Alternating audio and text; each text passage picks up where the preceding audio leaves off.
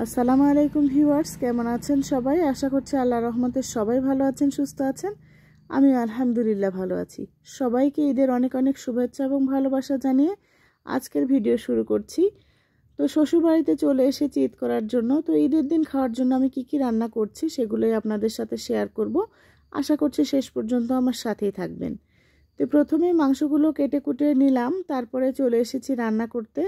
এক চুলাতে দিয়েছি আমি দুধ জাল করতে, দুধ সেমাই রান্না করব, আর এক পাশে দিয়েছি হচ্ছে ভুড়ি। তো ভুড়িটাও পরে রেডি করে নিয়ে রান্না করব। আর আমার শাশুড়ি মাংসটা ধুয়ে দিয়েছে, আর টাটকা বাটা দিয়ে মাংসটা রান্না করব। তো মাংসের ভিতরে এখন সব ধরনের মশলা আমি দিয়ে দিচ্ছি। প্রথমে দিয়ে দিলাম হচ্ছে লবণ, একে একে বাকি মশলাগুলো দিয়ে দেব। আশা করছি শেষ পর্যন্ত সাথে থাকবেন, ভিডিওটা আপনাদের কাছে ভালো লাগবে। আর আমি যেহেতু গ্রামে এসেছি, গ্রামের মানুষেরা ঈদের দিন কী খায় সেগুলো আপনাদের সাথে শেয়ার করব। তো এখানে সব ধরনের মশলা দিয়ে হাতে মেখে এই গরুর মাংসটা রান্না করব। আর হাতে মেখে টাটকা গরুর মাংস রান্না করলে খেতে কিন্তু অনেক ভালো লাগে। আর আমার শ্বশুরবাড়ির মানুষেরা এভাবেই রান্না করে। শ্বশুরবাড়িতে যেহেতু আমি একটা মাত্র ছেলের বউ, এ কারণে আমার শাশুড়ি তো রান্না করে না, সব রান্না আমিই করি। তো মাংসটা আমি হচ্ছে এক পাশে কষিয়ে নিচ্ছি, আর এক পাশে দিয়ে দিয়েছিলাম হচ্ছে দুধ সেমাই। তো দুধ সেমাইটা রান্না করে নেওয়ার পরে, যেহেতু সেদিনও রোজা ছিল, মানে 29টা রোজার দিন, তো ইফতারের জন্য কিছু ভাজা পোড়া করে নিচ্ছি। তারপরে আমার শাশুড়ি বলছিল পিঠাগুলো ভেজে নিতে, তো পিঠাগুলো ভেজে নিলাম।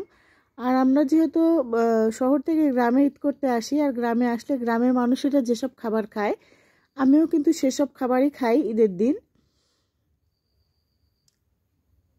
তো এক পাশে গরুর মাংসটা দিয়ে দিয়েছে, আর এক পাশে আমার শাশুড়ি বলছে পিঠাগুলো ভাজতে। আর ঈদের দিন যেহেতু খুব একটা বেশি খাওয়া যায় না, এই কারণে আমার শাশুড়ি বলে যে আগের দিনই রান্না করে রাখ, পরের দিন আস্তে আস্তে খাওয়া যাবে। তো ভুঁড়িটাও পরিষ্কার করে নিয়ে আমি হচ্ছে ভুঁড়িটাও রান্না করে নিচ্ছি।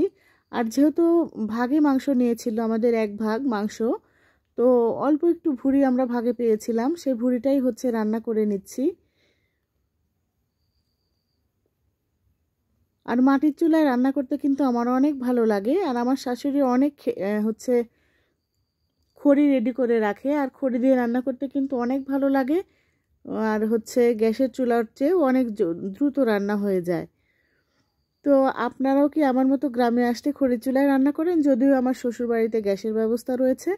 আর ঈদের দিন সকালবেলা আমি খিচুড়ি রান্না করেছিলাম, আর আমার শাশুড়ি হচ্ছে চালের আটার রুটি বানিয়েছিল। সাথে থাকার জন্য আপনাদের অনেক অনেক ধন্যবাদ।